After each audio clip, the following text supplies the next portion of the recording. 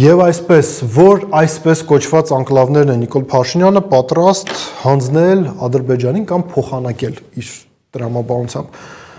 Արցախի ժողովրդի ինքնորոշման իրավունքը սուրբ է։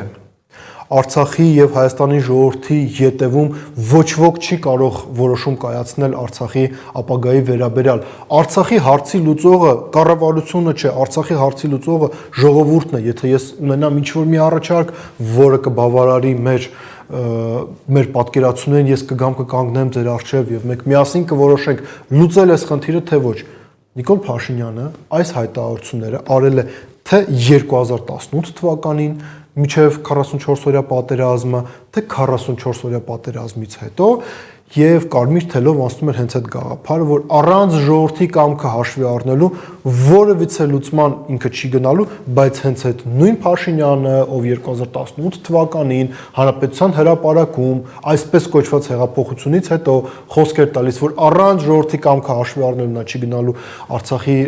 հարցի կարգավորմանը, գնաց եւ Արցախ ճանաչեց Ադրբեջանի կազմում։ Եվ ահա հենց այս նույն մարդը Արցախը հանձնելուց մի քանի տարի անց Հայաստանի Հանրապետության ազգային ժողովում լրագրողների հետ ճեպազրույցի ժամանակ նաև անդրադառնում է այսպես կոչված անկլավների խնդրին եւ նշում է հետեւյալը, որ անկլավների պոտենցիալ փոխանակման հարցի համատեքստում շատ կարեւոր է լինելու հայ ժողովրդի կարծիքը։ Միևնույն ժամանակ նա նշում է հետեւյալը, որ միևնույն ժամանակ նա նշում է, որ հնարավոր է այդ անկլավների փոխանակման հետ կապված հարցը նույնիսկ առանց հանրաքվեի լուծվի, բայց ամեն դեպքում տեսեք, նա օվերտոնի պատոհան է բացում այսպես կոչված անկլավների փոփոխության վերաբերյալ։ Միևնույն ժամանակ ասում է, որ առանց ժողովրդի կամքը հաշվի առնելու այս հարցը իր լուծումը չի ստանալու։ Ճշմարտության չափանիշներից մեկը փորձն է։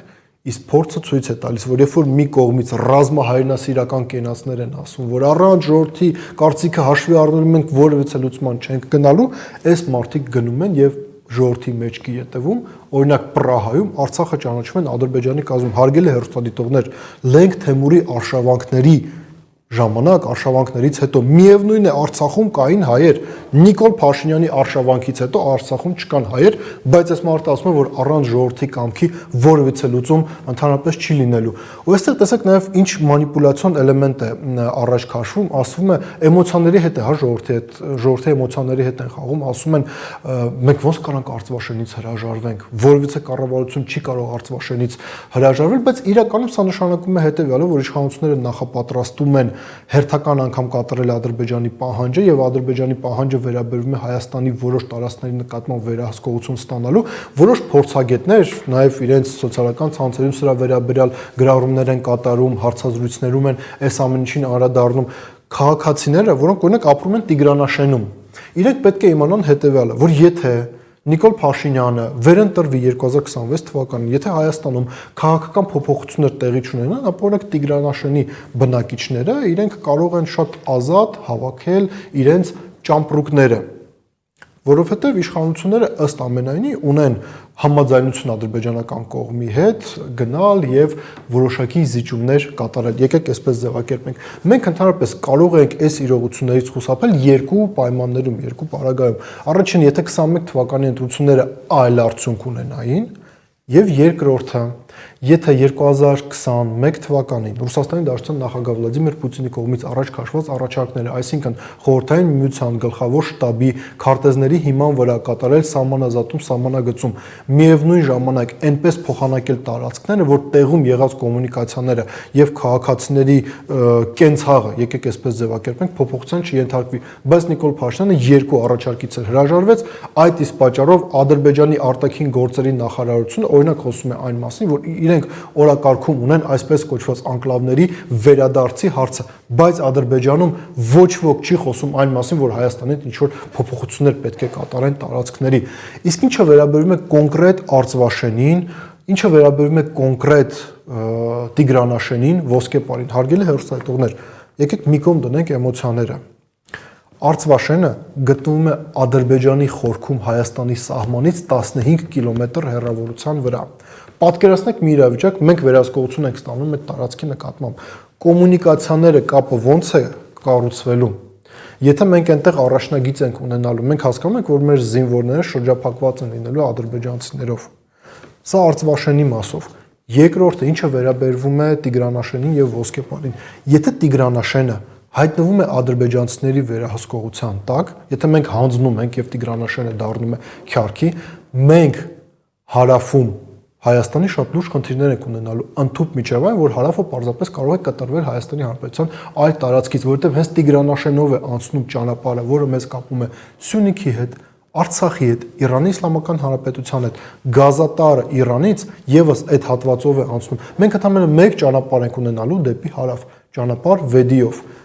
Երկրորդը վերաբերվում է Ոսկեպարին, հարգելի հեռուստադիտողներ, եթե Արցվաշենի դիմաց, թեպետ ադրբեջանցիները չեն ասում, որ իրենք պատրաստ են տարածքը տալ Հայաստանին։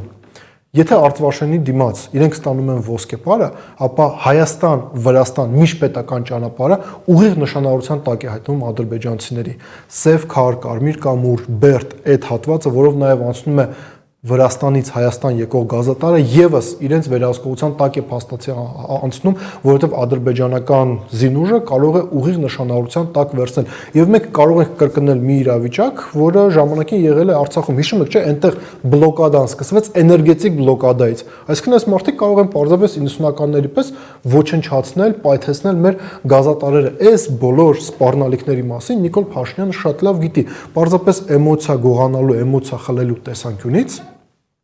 նա փորձում է քաղաքացիներին ասել, որ դե այս ամեն ինչը հանձնեցի, բայց Արցվաշենը բերելու եմ։ Արցվաշենը չի էլ բերելու, որովհետև ադրբեջանցիները չեն պատրաստվում Նիկոլ Փաշինյանն այդ նվերը անել եւ եզրափակելով հարգելի հեռուստադիտողներ,